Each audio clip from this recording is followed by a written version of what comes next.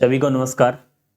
आज के इस सेशन में हम बायोलॉजी का जो टेस्ट नंबर 1 हुआ था उसका वीडियो सॉल्यूशन पर चर्चा करेंगे और ये 18 तारीख के दिन आयोजित हुआ था। इसका रिजल्ट भी जारी हो चुका है और फिजिक्स और केमिस्ट्री के वीडियो भी डाले जा चुके हैं, तो आपने शायद एप्लीकेशन में देख लिए होंगे। इसके अलावा यूट्यूब पर भी पहला टेस्ट हमने फ्री रखा था, निःशुल्क रखा था, तो आप उसको देख सकते हैं किस प्रकार का पैटर्न है। इसी तरीके से हम आज बायोलॉजी के सेशन में हम चर्चा करेंगे सब्जेक्ट बायोलॉजी में। हालांकि कुछ खास वीडियो सोल्यूशन वाली बात है नहीं बायोलॉजी में, लेकिन फिर भी कुछ एक प्रश्न न्यूमेरिकल टाइप हैं और किस टाइप से हमें उनको एग्जाम में हल करना है।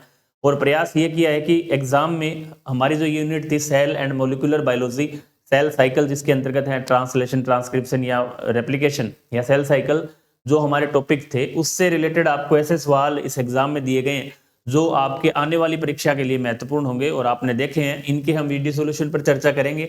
इसके अलावा नेक्स्ट जो हमारा टेस्ट रहेगा वो माइक्रोबायोलॉजी, ह्यूमन हेल्थ और माइक्रोबायोलॉजी से रिलेटेड है। और माइक्रोबायोलॉजी में आपको पता है कि हमारा जो सिलेबस है उसके अकॉर्डिंग ये शेड्यूल बनाया गया है। माइक्रोबायोलॉजी के अंदर लाइकेन है, माइकोप्लाज्मा है, जीवाणु है, विषाणु है और ह्यूमन हेल्थ वाला टॉपिक है। इसके अलावा economic important of protozoa, economic important of Annelida, economic important of Mollusca, economic important of insect, इस शेड्यूल का हमारा अगला टेस्ट रहने वाला है।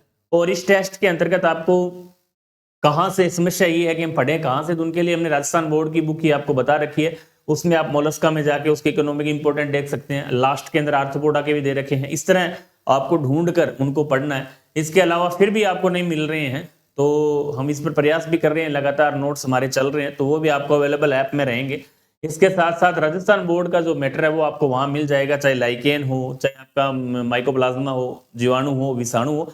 आपको ध्यान ये रखना है उस टेस्ट के अंदर इनके जो इकोनॉमिक इंपोर्टेंट है वो बहुत ही महत्वपूर्ण है। मुख्य रूप से सभी इकोनॉमिक इंपोर्टेंट, जैसे जीवाणु के इकोनॉमिक इंपोर्टेंट, उनसे संबंधित रोग या जीवाणु से कोई विशेष औषधि प्राप्त हो रही हो तो, या प्रतिजैविक कोई प्राप्त हो रहा हो विषाणु से, जैसे दही है, इस तरह के जो जीवाणु कहाँ से इकोनॉमिक इंपोर्टेंट रूप से आपको इसको टॉपिक को अच्छे से तैयार करना। लाइकेन हो या आपका माइकोप्लाज्मा से रिलेटेड कोई रोग हो सकता है। इसी तरीके से ह्यूमन हेल्थ के अंदर आपको ध्यान में रखना है। तो ये हमारा अगला शेड्यूल रहेगा जो अगले रविवार को टेस्ट रहेगा।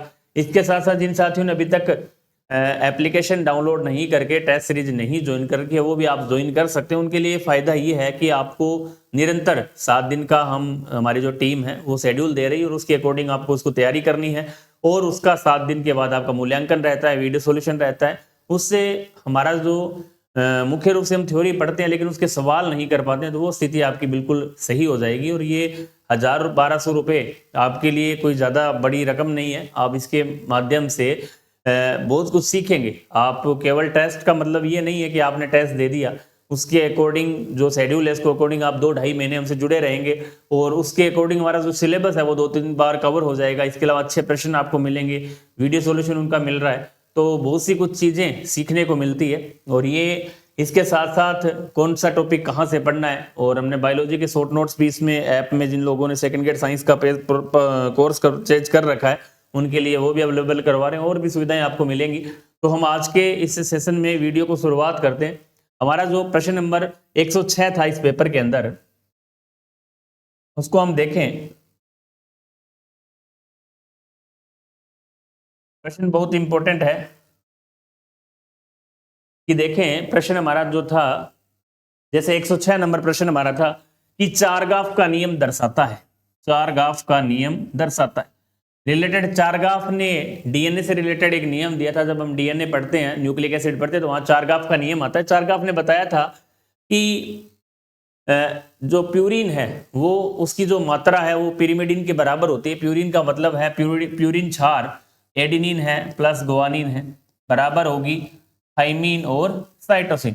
ये उन्होंने बताया था कि इस नियम के अनुसार ये होगा एडिनिन गुआनिन बराबर थाइमिन, गुआनिन और एडिनिन गुआनिन बराबर थाइमिन और साइटोसिन होते थे। इस प्रकार का ये प्रश्न था। इसका जो अपने उत्तर है, इसका 2 नंबर उत्तर सही होगा, जैसे एडिनिन गुआनिन बराबर थाइमिन और साइटोसिन। अब हम बात करें एडिनिन, यहां देखो प्यूरिन की मात्रा पिरिमिडिन के बराबर नहीं है, ये बिल्कुल गलत है। इसी तरह एडिन A+T/GC बराबर कांस्टेंट होगा, यह बात भी बिल्कुल गलत है। तो आप इसको सही रूप से यदि देखें तो इसका जो सही उत्तर होगा वो होगा एडेनिन गुआनिन किसके बराबर होती है, थाइमिन साइटोसिन के, अर्थात प्यूरिन की मात्रा पिरिमिडिन के बराबर होती है। इसका ये सही उत्तर है और इंपॉर्टेंट प्रश्न है, आने वाले एग्जाम में आपसे पूछा जा सकता है। आगे हम बात करें 107 नंबर प्रश्न की। एक न्यूक्लियोसाइड एक न्यूक्लियोटाइड से किसकी अनुपस्थिति के कारण भिन्न है। अब देखो हम बात करें न्यूक्लियोसाइड और न्यूक्लियोटाइड होते क्या हैं। अब न्यूक्लियोसाइड की हम बात करें, फिर हम बात करेंगे न्यूक्लियोटाइड। न्यूक्लियोसाइड का शाब्दिक अर्थ होता है कि नाइट्रोजनिक क्षारक प्लस शर्करा शुगर मिलकर क्या बनाते हैं, न्यूक्लियोसाइड बनाते हैं।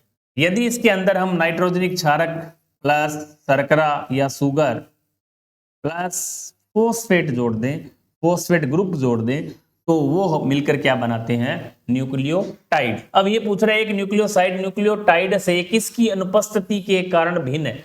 तो आपको ये पता होगा कि ये फोस्फेट की अनुपस्थिति के कारण एक दूसरे से भिन्न है, क्योंकि शर्करा पाई जा रही है, नाइट्रोजनिक क्षार भी है, फोस्फेट और शर्करा दोनों नहीं होगी क्योंकि शर्करा तो कॉमन है सब में, शर्करा दोनों के अंदर है, नाइट्रोजनिक क्षारक दोनों में है। फोस्फेट जिसके अंदर होगा वह क्या कहलाएगा, न्यूक्लियोटाइड कहलाएगा, और जिसके अंदर फोस्फेट नहीं होगा वह क्या कहलाएगा, न्यूक्लियोसाइड कहलाएगा। तो इसका उत्तर होगा ए।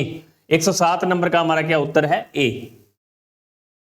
अगला प्रश्न है निम्न में से संश्लेषण डी किसके संश्लेषण में डीएनए प्रत्यक्ष रूप से भाग नहीं लेता। प्रश्न बहुत अच्छा है और आपको केवल घुमाया है इसने, और बहुत ही शानदार प्रश्न है।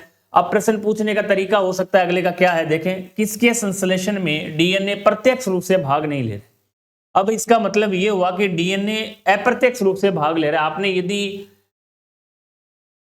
एक थ्योरी पढ़ी होगी जिसमें वॉटसन और क्रिक ने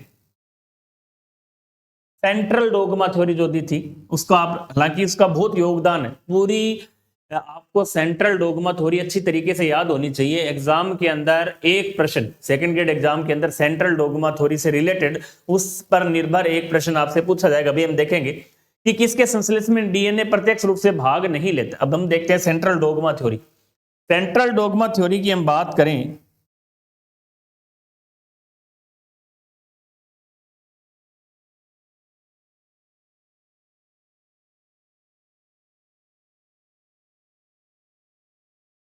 इसमें हम देखते हैं कि सबसे पहले डीएनए,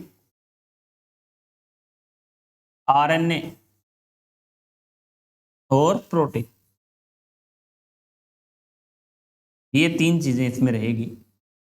अब सेंट्रल डोगमा का मतलब था कि डीएनए से आरएनए का निर्माण किस तरीके से होता है, यह समझाया था कि सेंट्रल डोगमा थ्योरी के अंतर्गत। अब हम देखें सेंट्रल डोगमा में कि डीएनए से यदि डीएनए का निर्माण हो रहा है तो उसे क्या बोलेंगे, रेप्लिकेशन बोलेंगे। क्या बोलेंगे, रेप्लिकेशन, प्रतिलिपिकरण जिसको बोलते हैं। डीएनए से आरएनए का निर्माण हो रहा है, प्रतिलेखन बोल सकते हैं, अनुलेखन बोल सकते हैं, अंग्रेजी में ट्रांसक्रिप्शन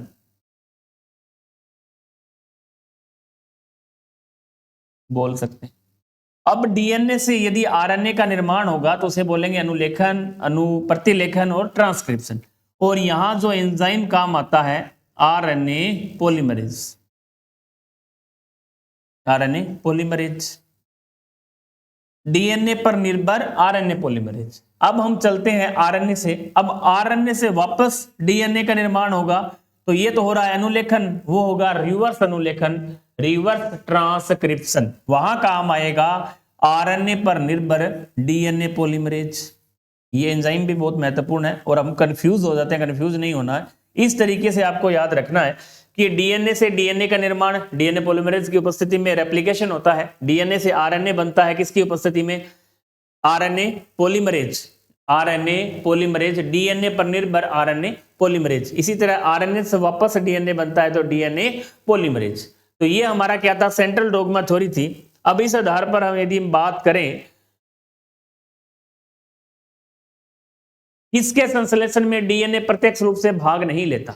अब देखो डीएनए डीएनए से डीएनए बन रहा है, बिल्कुल भाग लेगा। डीएनए से आरएनए बनता है, चाहे मैसेंजर आरएनए बने, ट्रांसफर आरएनए बने, राइबोसोमल आरएनए बने, तो भी डीएनए प्रत्यक्ष रूप से भाग लेगा। डीएनए से ट्रांसफर आरएनए केवल बने तो भी प्रत्यक्ष रूप से भाग लेगा। लेकिन जब डीएनए से प्रोटीन संश्लेषण होता है, अब देखो हमने लास्ट में देखा है कि डीएनए से जब प्रोटीन संश्लेषण होता है तो देखो डीएनए से आरएनए बनता है, लेकिन प्रोटीन देखो यहां है, तो इसका मतलब डीएनए डायरेक्ट यहां भाग नहीं ले रहा है, डीएनए से डायरेक्ट इसमें इन्वॉल्व नहीं है। लेकिन डीएनए पहले आरएनए बन रहा है, आरएनए से प्रोटीन बन रही है, इसका मतलब प्रोटीन संश्लेषण में डीएनए हमारा डायरेक्ट भाग नहीं लेता है। अब इसका उत्तर क्या होगा? प्रोटीन संश्लेषण। अगला है एक न्यूक्लियोटाइड में शर्करा व फोस्फेट के मध्य, एक न्यूक्लियोटाइड में शर्करा व फोस्फेट के मध्य, हमने देखा था न्यूक्लियोटाइड किससे मिलकर बनता है? नाइट्रोजनिक क्षारक है प्लस शर्करा है प्लस फोस्फेट है। तो इन दोनों के मध्य जो बॉन्ड पाया जाता है, ये पूछ रहा है कि शर्करा फोस्फेट के मध्य कौन सा बंध, अर्थात शर्करा फोस्फेट से किस बंध द्वारा जुड़ी रहती है? तो इसको हम बोलते हैं फोस्फोडाइएस्टर बॉन्ड। फोस्फोडाइएस्टर बंध के द्वारा शर्करा फोस्फेट से जुड़ी रहती है। अनुलेखन की प्रक्रिया में कौन सा एंजाइम सम्मिलित होता है? 110 नंबर प्रश्न है, अनुलेखन की प्रक्रिया में कौन सा एंजाइम सम्मिलित होता है? अब अनुलेखन को हम इंग्लिश में देखें तो होता है ट्रांसक्रिप्शन। ट्रांसक्रिप्शन, ट्रांसक्रिप्शन देखें, अनुलेखन को इंग्लिश में बोलते हैं ट्रांसक्रिप्शन। अब कौन सा एंजाइम होगा? RNA polymerase, DNA polymerase first, DNA polymerase second, DNA polymerase third. अब इसको देखा जाए तो अनुलेखन की प्रक्रिया में हमें सबको पता है कि आरएनए पर निर्भर, डीएनए पर निर्भर आरएनए पॉलीमरेज, डीएनए पर निर्भर क्यों निर्भर होता है? डीएनए पर, क्योंकि डीएनए से किसका निर्माण हो रहा है? आरएनए का। सेंट्रल डॉग्मा में हमने देखा था डीएनए से आरएनए, आरएनए से प्रोटीन, डीएनए पर निर्भर आरएनए पॉलीमरेज, तो ये इसका सही उत्तर होगा। नेक्स्ट देखें, डीएनए की नॉन टेम्पलेट श्रृंखला का क्रम CAG, TGC, TCG, GAT है, तो इस डीएनए से बनने वाले मैसेंजर आरएनए में क्षारों का क्या क्रम होगा? प्रश्न नंबर 111 क्या कह रहा है कि डीएनए की नॉन टेम्पलेट श्रृंखला पर CAG, TCG, GAT, तो इसका डीएनए में बनने वाले मैसेंजर आरएनए, यहां डीएनए से क्या बन रहा है? आरएनए बन रहा है। हमें ये नहीं पता कौन से भी प्रकार का बने, आरएनए बनता है। हमें केवल इस दौरान ये ध्यान में रखना है, इसका सही उत्तर निकालना यदि हम चाहें तो हम ऐसा सोचेंगे कि डीएनए और आरएनए में नाइट्रोजनिक क्षारकों का क्रम में अंतर होता है। अब देखें डीएनए में हमारे पास यहां पाई जा रही है C, नाइट्रोजनिक क्षारक साइटोसिन, एडिनिन, गुवानिन, लेकिन जब इसका परिवर्तन होता है तो किसका किसके साथ परिवर्तन होगा? यदि हम देखें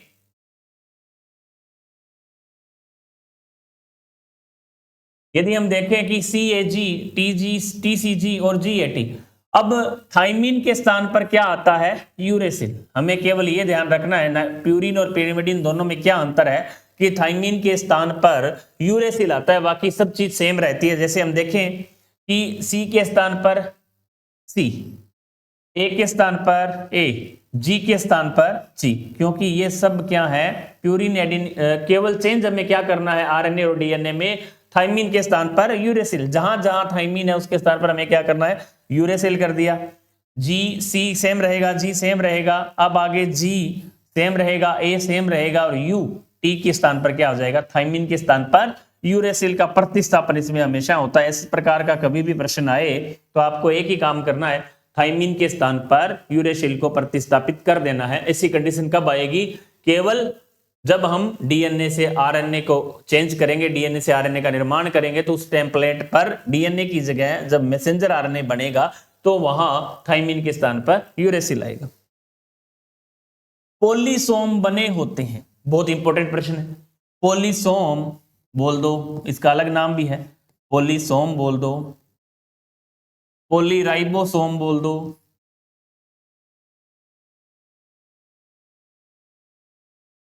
इर्गोसोम बोल दो। ये चीजें सब सेम है। पोलिसोम, पोलीराइबोसोम, इर्गोसोम, ये तीनों चीजें एक ही है।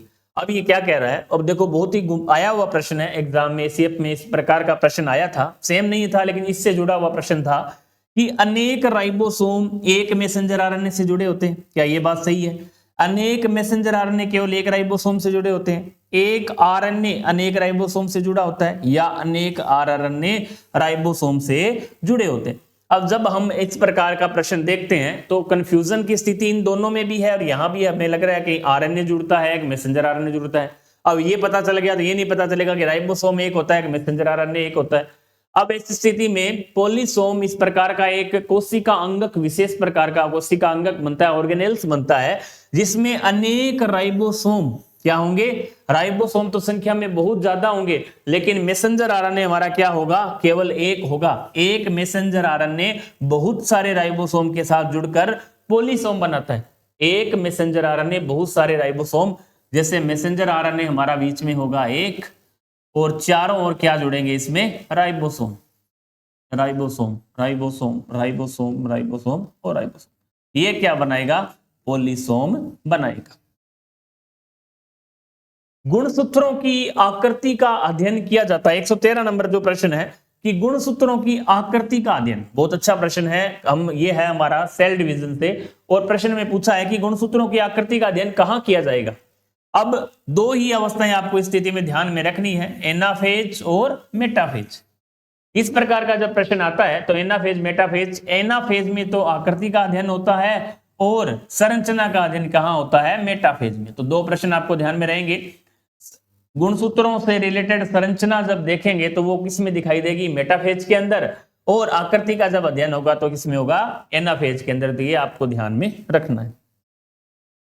बहुत अच्छा प्रश्न है। मियोसिस 114, मियोसिस फर्स्ट व मियोसिस सेकंड के मध्य अंतराल क्या कहलाता है?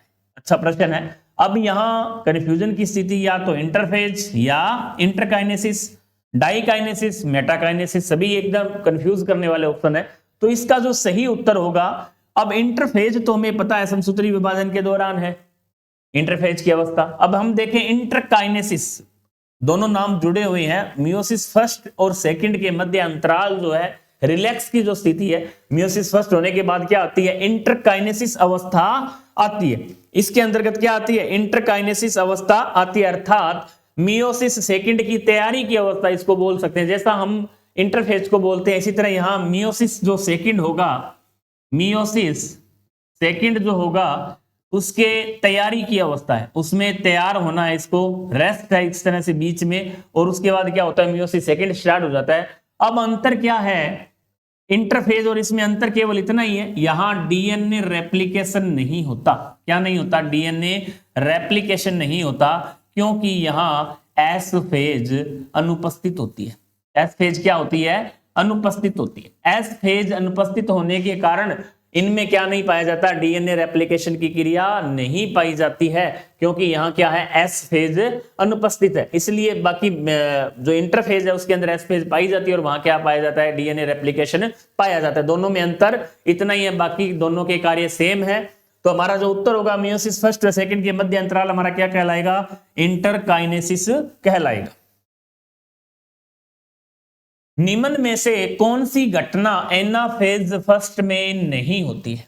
अभी ज्यादातर समसूत्री विभाजन, अर्धसूत्री विभाजन, सेल डिवीजन में जो प्रश्न आते हैं, अर्धसूत्री विभाजन फर्स्ट और सेकंड दोनों आपको अच्छे से ध्यान में रखने हैं। पिछला जो हमारा टेस्ट सीरीज हुई थी 1.0 दिन में हमने आपको क्रम लेप्टोटीन, जाइगोटीन, पेकाइटिन जो उप अवस्थाएं हैं अर्धसूत्री विभाजन फर्स्ट के अंदर, उनको हमने क्रम देखा था। अब क्यों कुछ प्रश्नों को चेंज किया, क्योंकि सेम प्रश्न हम नहीं दे सकते हर बार, तो कुछ प्रश्न वो और वो दोनों को मिला लें तो जहां तक हमने जो प्रश्न दिए हैं तो इसी प्रकार का आपको फाइनली प्रश्न एग्जाम में देखने को मिलेगा। जैसे कौन सी घटना एनाफेज फर्स्ट से नहीं जुड़ी हुई है?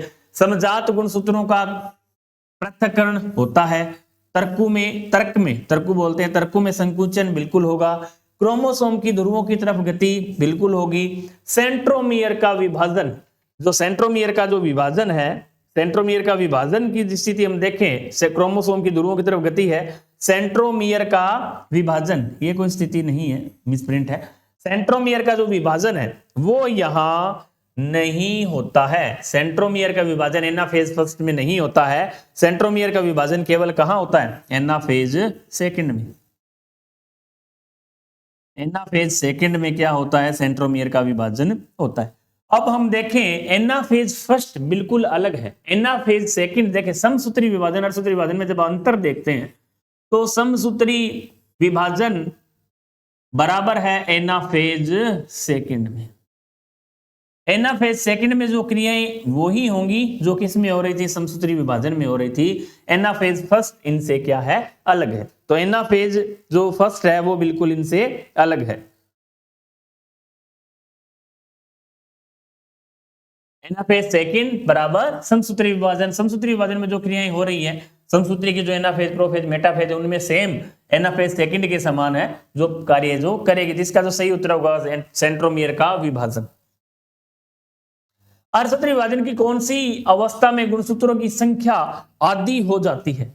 गुणसूत्रों की संख्या में परिवर्तन और सेंट्रोमियर में विभाजन अलग अलग दोनों में होंगे। गुणसूत्रों की संख्या आधी किस में होगी? एनाफेज फर्स्ट में होगी। और सेंट्रोमियर का जो विभाजन है वो किसके अंतर्गत होता है? वो होता है एनाफेज सेकंड में। अर्धसूत्री विभाजन की कौन सी अवस्था में गुणसूत्रों की संख्या आधी होती है? तो ऐसा उत्तर इसका क्या होगा? एनाफेज फर्स्ट में गुणसूत्रों की संख्या आधी हो जाती है और सेंट्रोमियर का विभाजन किसमें होता है? सेकंड में होता है। तो इसका जो सही उत्तर होगा वो होगा एनाफेज फर्स्ट।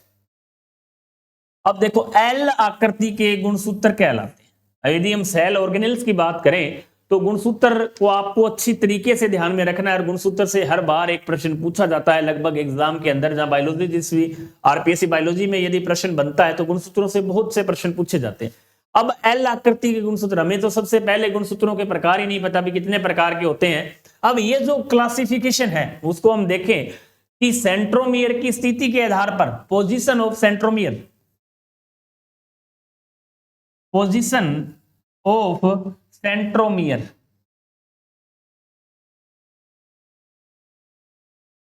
सेंट्रोमियर पोजीशन स्थिति, सेंट्रोमियर की स्थिति के आधार पर मुख्य रूप से गुणसूत्रों को चार भागों में बांटा है। टीलोमियर, टीलोसेंट्रिक, एक्रोसेंट्रिक, मेटासेंट्रिक, सब मेटासेंट्रिक। चार प्रकार कौन कौन से हैं? टीलोसेंट्रिक, एक्रोसेंट्रिक, मेटासेंट्रिक, सब मेटासेंट्रिक। अब हम देखें एल आकृति, अब इनकी आकृति भी नोट करते हैं। तो यहां सेंट्रोमियर क्या होगा? बिल्कुल टर्मिनल होगा, टर्मिनल स्थिति पर होगा।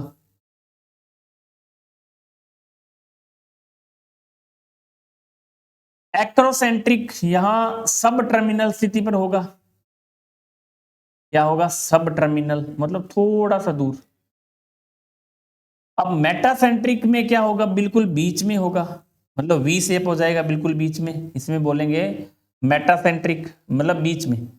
सेंट्रोमियर क्या होगा? बीच में होगा। और यदि हम बात करें सब मेटासेंट्रिक तो यहां सेंट्रोमियर बीच से थोड़ा सा दूर होगा, मतलब एल जैसी संरचना बनेगी। तो हम यहां देखें तो ये प्रश्न देखो कहां से पूछा गया। आकृति हम देखें तो टीलोसेंट्रिक जब भी बनेगा तो आई आकृति होगी, एक्रोसेंट्रिक बनेगा तो जे जैसा होगा, मेटासेंट्रिक होगा तो वी जैसा होगा, और सब मेटासेंट्रिक होगा तो एल जैसा आकृति है जो बनेगी। तो ये वर्गीकरण है सेंट्रोमियर की स्थिति के आधार पर। अब हम एल आकृति के गुणसूत्र कहलाते हैं तो हम होगा उत्तर क्या होगा? सब मेटासेंट्रिक। तो ये हमारा 117 नंबर प्रश्न है, सब मेटासेंट्रिक। इस प्रकार का वर्गीकरण हमें ध्यान में रखना। इसका एक सूत्र भी आपको बता दूं याद करने का तरीका, टेम्स। आप क्रम ये याद रखो, TAMS, टेम्स। आप टेम्स का मतलब I, J, V और L, ये आप ध्यान में रख सकते हैं कि जब टीलोसेंट्रिक होगा तो I आकृति बनेगी, एक्रोसेंट्रिक होगा तो J आकृति बनेगी, मेटासेंट्रिक होगा तो V आकृति बनेगी, और सब मेटासेंट्रिक होगा तो L आकृति बनेगी। अनुलेखन में एंजाइम भाग लेता है। बहुत आसान सा प्रश्न घुमाया हुआ था जो हमने सेंट्रल डोगमा थ्योरी जी अच्छे से पढ़ ली तो हमारा ऐसे प्रकार के प्रश्न कभी भी गलत नहीं होंगे। अनुलेखन हमें पता है, अनुलेखन में आरएनए पॉलीमरेज एंजाइम काम में आता है। कौन सा आता है? RNA polymerase. अब आरएनए पॉलीमरेज हमें ध्यान है, लेकिन अब डिपेंड किस पे है? डीएनए पर डिपेंड है, आरएनए पर डिपेंड है, या किसी अन्य पर डिपेंड है। तो हमें पता है डीएनए, सेंट्रल डोगमा जब हम देखते हैं तो डीएनए से क्या बनता है, आरएनए बनता है, और आरएनए से क्या बनता है, प्रोटीन बनती है। अब डीएनए से जब आरएनए बन रहा है, इसका मतलब डिपेंड किस पर है, डीएनए पर निर्भर आरएनए पॉलीमरेज, डीएनए पर निर्भर आरएनए पॉलीमरेज। 118 नंबर का जो उत्तर होगा वो होगा 1, डीएनए पर निर्भर आरएनए पॉलीमरेज। अब देखो बहुत अच्छा प्रश्न है, टाटा बॉक्स या होगनेस बॉक्स, थोड़ा सा अलग है, टाटा बॉक्स बोल सकते हैं, होगनेस बॉक्स बोल सकते हैं। तो ये सीधा प्रश्न आता है, प्रिब्नो बॉक्स भी आता है। तो अब हम यहां देखें टाटा बॉक्स, अब ये रिलेटेड प्रिब्नो बॉक्स आपसे पूछे तो वो तो है प्रोकैरियोट से जुड़ा हुआ, और टाटा बॉक्स या होगनेस बॉक्स क्या है, ये है हमारा यूकैरियोट से जुड़ा हुआ। अब यूकैरियोट में जब ट्रांसक्रिप्शन की क्रिया होती है, अनुलेखन की क्रिया होती है, उनके अंदर जब अनुलेखन स्टार्ट होता है, इस साइट को promoter site, promoter site, terminator site. Promoter का मतलब है जहां से अनुलेखन प्रारंभ होता है, टर्मिनेटर का मतलब है जहां अनुलेखन समाप्त होता है। जब अनुलेखन प्रारंभ होता है तो इनके क्षार युग्म, नाइट्रोजनिक जो क्षार है, नाइट्रोजनिक जो क्षार वो 7 नाइट्रोजनिक, यूकैरियोट में मुख्य रूप से है कि 7 नाइट्रोजनिक क्षारक एक क्रम बनाते हैं, विशेष क्रम बनाते हैं, उसे बोलते हैं टाटा बॉक्स, TAT, ए और ए, 1 2 3 4 5 6 और 7, ये हमारा क्रम बनता है। या तो इस प्रकार का हो सकता है, या फिर TAT 2 4 6 और 7। अब TAT,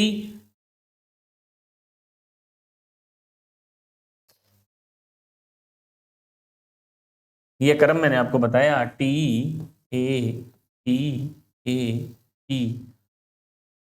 और T, ये टाटा 2 4 6 और 7, या तो इस प्रकार का हो सकता है या इस प्रकार का हो सकता है।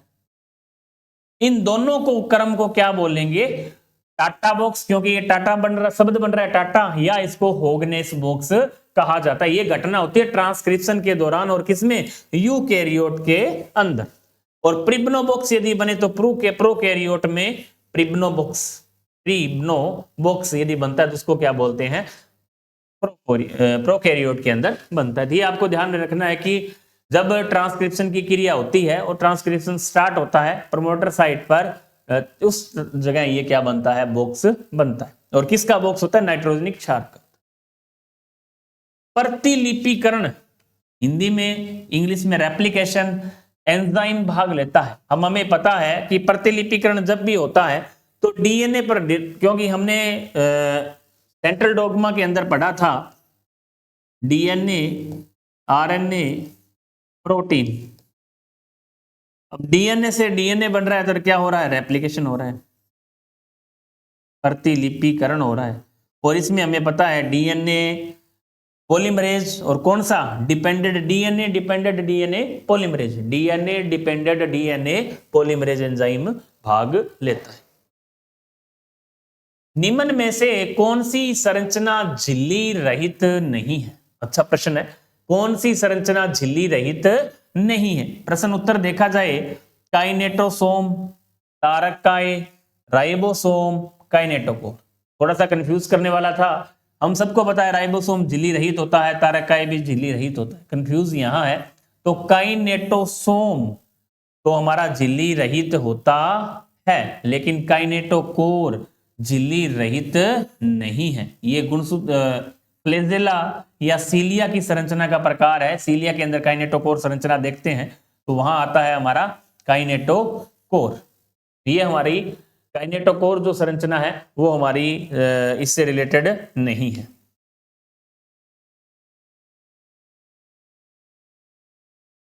राइबोफ्लोरिन फर्स्ट व राइबोफ्लोरिन सेकंड प्रोटीन है ये दोनों, और विशेष रूप से आपको पता है प्रोटीन कहां पाई जाती है, एंडोप्लाज्म रेटिकुलम पर, और एंडोप्लाज्म रेटिकुलम के अंदर पाई जाती है हमारी खुरदरी एंडोप्लाज्म रेटिकुलम, क्योंकि ये हमारे क्या करती है, राइबोसोम या प्रोटीन संश्लेषण का कार्य करती है। प्रोटीन संश्लेषण कहां होता है, खुरदरी पर, तो प्रोटीन भी हमारी कहां पाई जाएगी, खुरदरी ईआर पर। चिकनी ईआर हमें पता है क्या करती है, वसा का संश्लेषण करती है।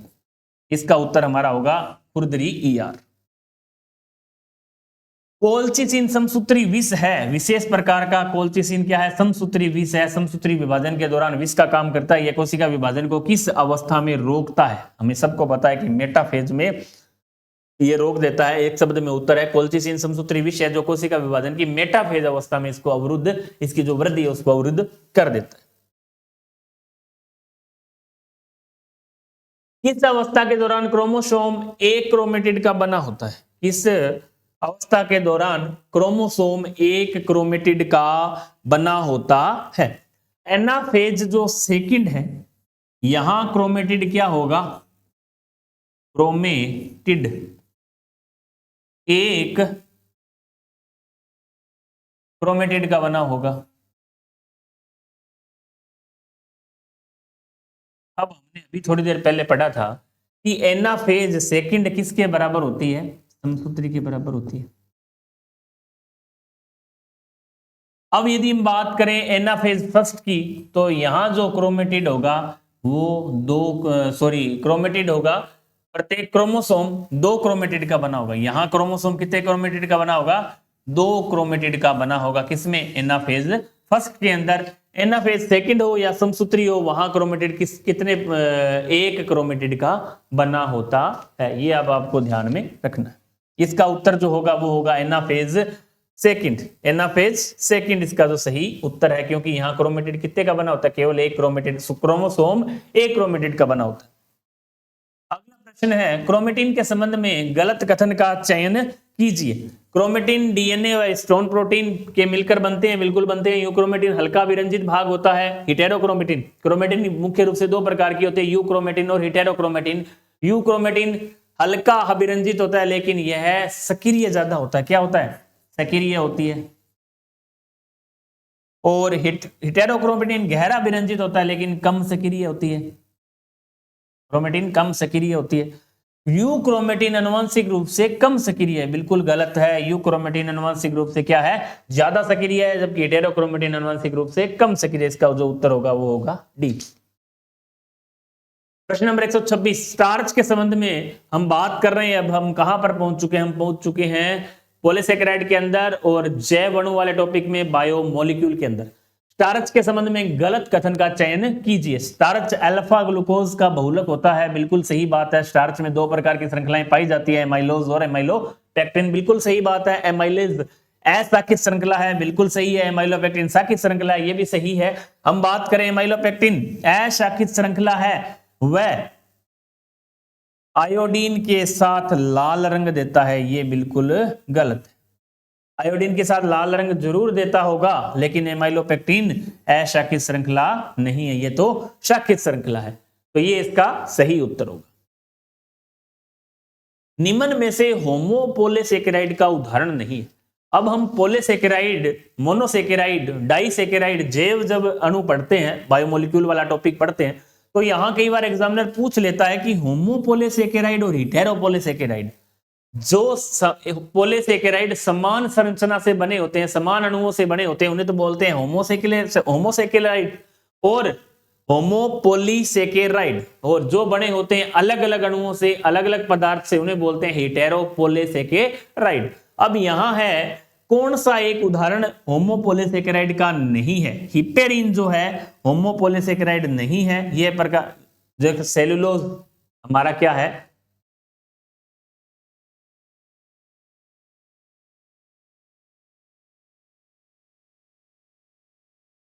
इन्यूलिन,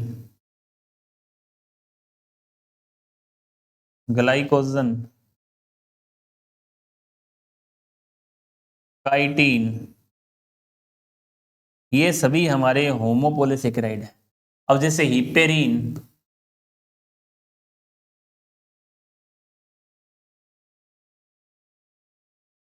हेमीसेलुलोज, हाइलुरोनिक अम्ल, हाइलुरोनिक एसिड, पैक्टिन, ये हमारे सभी क्या है? हेटेरोपोलीसेकेराइड है। तो आपसे ऐसा प्रश्न पूछा जा सकता है कि होमोपोलीसेकेराइड का उदाहरण नहीं है, जिसका उत्तर होगा हिपेरिन। निम्न में से कौन से स्टोन अणु डीएनए के साथ मिलकर न्यूक्लियोसोम बनाते हैं? आगे प्रश्न आएगा, न्यूक्लियोसोम कोट बनाते हैं।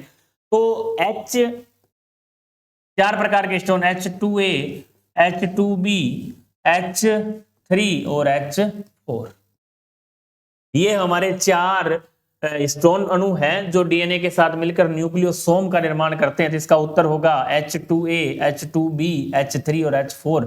H1 इसमें भाग नहीं लेता। ये आगे एक प्रश्न भी है कि न्यूक्लियोसोम का निर्माण कैसे होता है, तो वहां 4 प्रकार के स्टोन 8 प्रकार के बनाते हैं। इस प्रकार का एक प्रश्न है आपका, वहां आगे देखेंगे।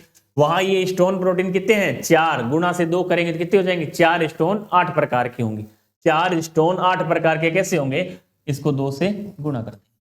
इसका जो सही उत्तर होगा वो होगा 3 नंबर। 129 का हमारा सही है 3 नंबर। अब प्रश्न है 130, स्पिंगोसीन है। जब हम नर्वस सिस्टम वाला टॉपिक पढ़ते हैं तो उस दौरान हम नेफ्रॉन जो हमारी संरचना है, न्यूरॉन को हम जब न्यूरॉन की संरचना को जब पढ़ते हैं तो वहां इस तरह की संरचनाएं हम देखते हैं दोनों साइड में। तो यहां स्पिंगोसीन नामक पाई जाती संरचना है जो पाई जाती है। स्पिंगोसीन एक तरह से ये वसीय परत है। हम देखते हैं कि स्पिंगोसीन है फोस्फोग्लिसराइड का बैकबोन, असंतृप्त हाइड्रोकार्बन की लंबी श्रृंखला से युक्त अमीनो अल्कोहल, कुल 40 कार्बन वाली श्रृंखला, एसिटिक समूह है युक्त सी कार्बन समूह की श्रृंखला। इसका जो सही उत्तर होगा असंतृप्त हाइड्रोकार्बन की लंबी श्रृंखला से युक्त एक अमीनो अल्कोहल है स्पिंगोसीन, जो कि न्यूरॉन्स की संरचना में पाई जाती है। समसूत्री विभाजन में गुणसूत्रीय व केंद्रीय के विभाजनों की संख्या होती है। समसूत्री जब विभाजन आता है तो दोनों की संख्या, एक केंद्र के विभाजन होगा और एक गुणसूत्रीय विभाजन। गुणसूत्रों का विभाजन एक बार, केंद्र का विभाजन भी एक बार, एक एक एक। लेकिन जब अर्धसूत्री विभाजन होता है तो गुणसूत्रों का तो एक बार, केंद्र का 2 बार होता है। तो ये आती है हमारी किसमें? अर्धसूत्री विभाजन में। और जब बात करें समसूत्री विभाजन की तो इसका उत्तर होगा एक बार केंद्रीय विभाजन और एक बार गुणसूत्रीय विभाजन। अगला हमारा प्रश्न है, सबसे पहले किसने समझाया कि कोशिका की उत्पत्ति पूर्ववर्ती कोशिकाओं से होती है? रुडोल्फ विर्चोव नामक वैज्ञानिक थे जिन्होंने बताया कि पूर्ववर्ती कोशिकाओं से नई कोशिकाओं का निर्माण होता है। सबसे पहले कोशिका की उत्पत्ति पूर्ववर्ती कोशिकाओं से होती है, रुडोल्फ विर्चोव नामक वैज्ञानिक ने ये बताया। एक न्यूक्लियोसाइड बना होता है, हम ये अच्छी तरीके से बात कर चुके हैं कि न्यूक्लियोटाइड और न्यूक्लियोसाइड नाइट्रोजनिक क्षारक plus sugar plus phosphate group मिलकर बनाते हैं न्यूक्लियोटाइड। और ये पूछ रहा है न्यूक्लियोसाइड का, तो हम पेंटोस शर्करा और नाइट्रोजनिक क्षारक को यदि देखें तो ये मिलकर क्या बनाते हैं? न्यूक्लियोसाइड बनाते हैं। लाइसोसोम में होते हैं किस प्रकार के एंजाइम होंगे? ऑक्सीडेटिव होंगे, हाइड्रोलाइटिक होंगे, रिडक्टिव होंगे, उपयुक्त सभी। उपयुक्त सभी न होकर इसका उत्तर होगा केवल हाइड्रोलाइटिक एंजाइम। ये उपयुक्त सभी इसीलिए दिया गया था ताकि आप उपयुक्त सभी पर टिक करें, लेकिन नहीं, केवल हाइड्रोलाइटिक एंजाइम इनमें पाए जाते हैं। साइटिडीन है, बहुत अच्छा प्रश्न है। प्रश्न आया था संस्कृत डिपार्टमेंट 2022 के अंदर या 18 वाली वैकेंसी में कि एडिनोसिन है। क्या पूछा था? एडिनोसिन है। अब हम इसको देखें, ये एक प्रकार का न्यूक्लियोसाइड, न्यूक्लियोटाइड आपने डीएनए आरएनए को अच्छे से पढ़ा है तो वहां आप देखेंगे adenine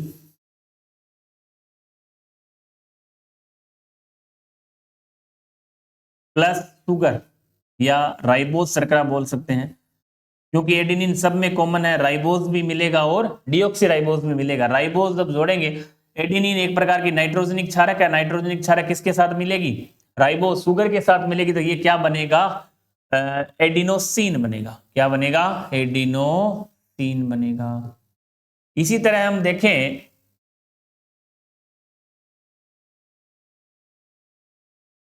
adenine plus ribose adenosine बन रहा है। इसी तरह हम देखें adenine plus ribose, adenine plus deoxyribose, adenine plus, अब देखें हमारा जो प्रश्न है वो कह रहा है साइटिडीन। अब साइटोसिन इसके साथ ले आई, साइटोसिन प्लस राइबोस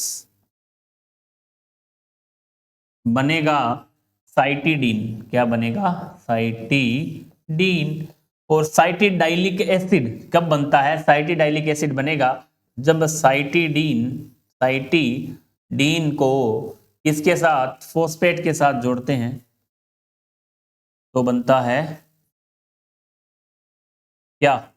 एक राइबो न्यूक्लियोटाइड। लेकिन ये क्या है? हमारा राइबो न्यूक्लियोसाइड है, क्योंकि यहां हमारे पास क्या है? केवल नाइट्रोजनिक क्षारक है प्लस पेंटोज शुगर है, तो इनको मिलकर क्या बनाएगा? ये राइबो न्यूक्लियोसाइड बनाएगा।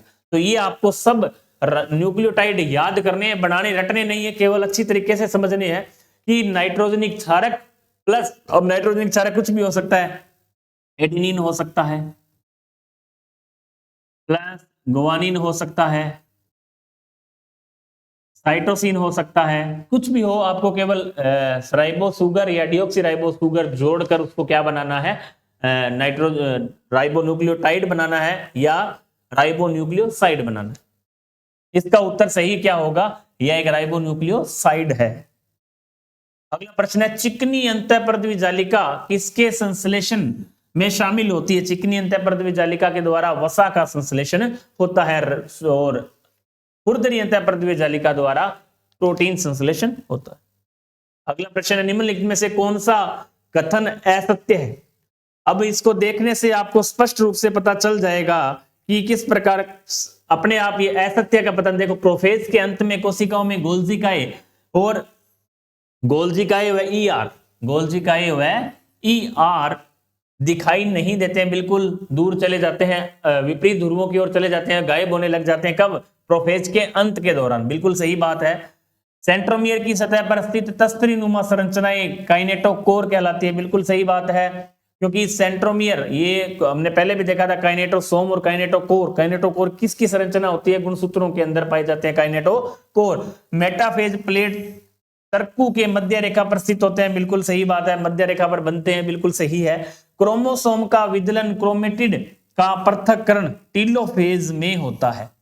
क्रोमोसोम का विदलन व क्रोमेटिड पदार्थ का जो पृथक्करण है वो किसके अंदर होता है? टीलोफेज में नहीं होता है। बिल्कुल नहीं होता है, प्रोफेज में या मेटाफेज में होता है, किसी भी रूप से टीलोफेज में नहीं होगा।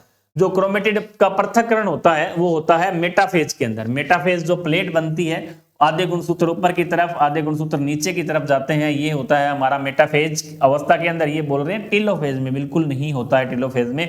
इसका जो सही उत्तर होगा, क्रोमोसोम का विदलन, क्रोमेटिड का पृथक्करण टीलोफेज में नहीं होता है, या इन्होंने बोल रखा है होता है, इसलिए ये उत्तर हमारा बिल्कुल गलत है। इसका सही उत्तर होगा डी।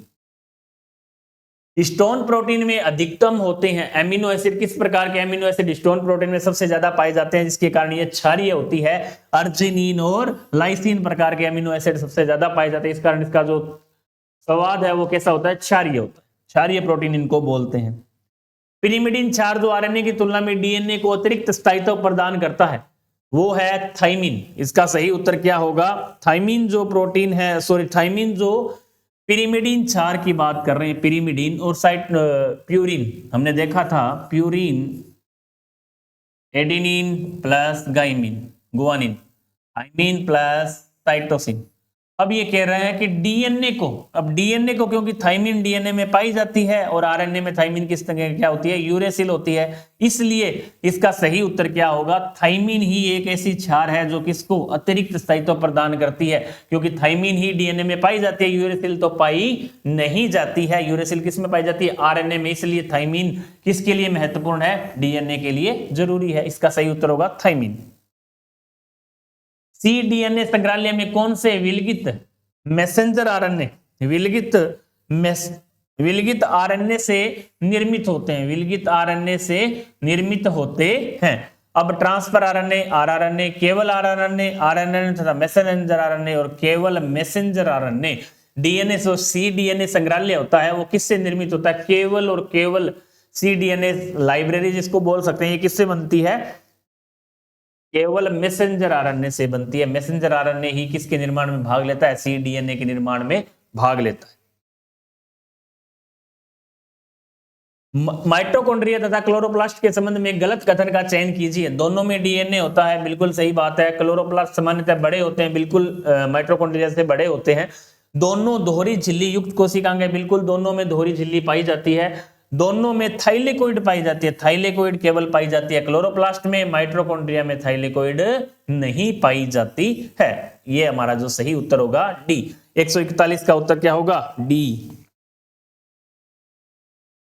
गुणसूत्रों में न्यूक्लियोसोम पाए जाते हैं। अब न्यूक्लियोसोम में हम बात करें, हमने देखा था न्यूक्लियोसोम 4 प्रकार के स्टोन प्रोटीन होते हैं, 4 प्रकार के स्टोन और 8 प्रकार के। अब देखो 4 प्रकार के 8 स्टोन कैसे होगा? हमने तो स्टोन प्रोटीन कितनी देखी? 4, H2A, H2B, H3 और H4। ये हमारी कितनी स्टोन है?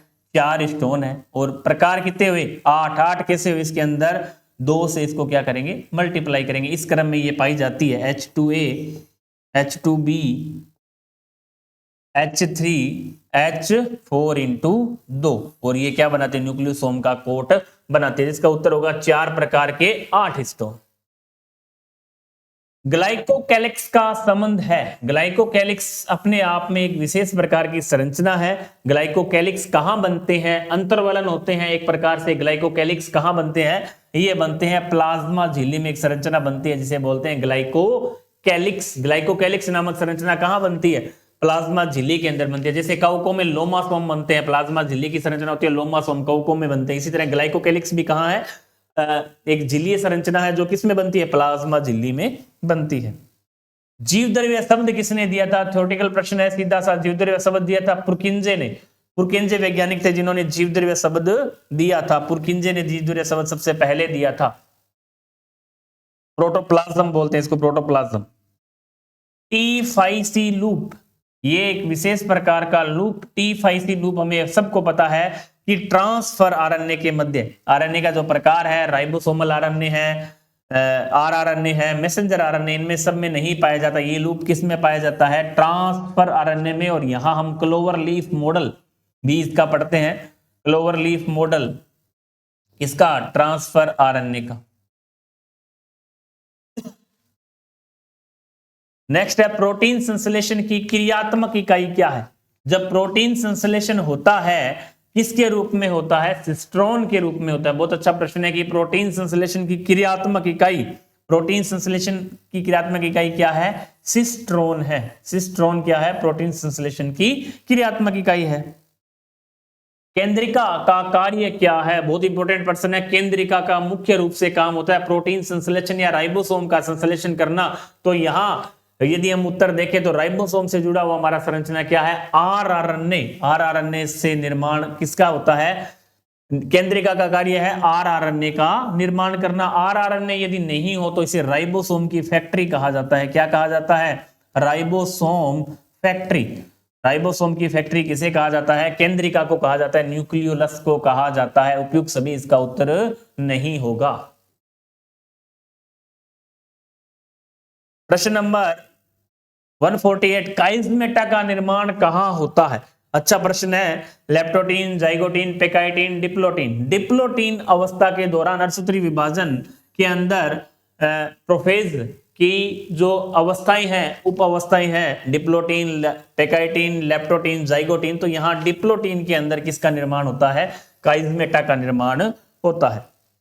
प्रश्न नंबर है स्टोन प्रोटीन का संश्लेषण। हमें पता है स्टोन प्रोटीन समसूत्री विभाजन के दौरान G1S G2M 2013 सेकंड ग्रेड में आया था। G1S G2 और M, ये हमारा इसका जो क्रम था इंटरफेस का। और इसका जो सही उत्तर है वो क्या है? S फेज के अंदर किसका निर्माण होता है? स्टोन प्रोटीन्स का संश्लेषण होता है। डीएनए रेप्लिकेशन भी किसके अंतर्गत होता है? S अवस्था के दौरान होता है। नंबर 150, कोशिका भित्ति निर्मित होती है। थोड़ा सा घुमाया हुआ प्रश्न था, बहुत आसान सा प्रश्न था, लेकिन आप कंफ्यूज हुए हैं शायद।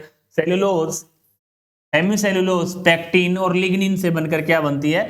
कोशिका भित्ति बनती है। Cellulose, hemicellulose, tubulin, lignin, lipid, hemicellulose, pectin और प्रोटीन। लिपिड और केवल हेमीसेल्यूलोज, ये किसकी बनी होती है? सेल्यूलोज भी होता है, हेमीसेल्यूलोज भी होता है, पेक्टिन भी होता है और लिग्निन भी होता है। इसका सही उत्तर होगा बी। ये हमारे 150 प्रश्न क्या थे कंप्लीट पहले टेस्ट के अंदर, और बायो के ये थे 45 प्रश्न जिसकी हमने चर्चा की, कोशिश की, आपको समझ में आया है। और इसका जो मुख्य उद्देश्य था कि आपको प्रश्न की पहचान करनी है कि एग्जाम में किस टॉपिक से किस प्रकार के प्रश्न पूछे जाते हैं। नेक्स्ट वीडियो में फिर मुलाकात करेंगे, तब तक के लिए जय हिंद, जय भारत, जय राजस्थान।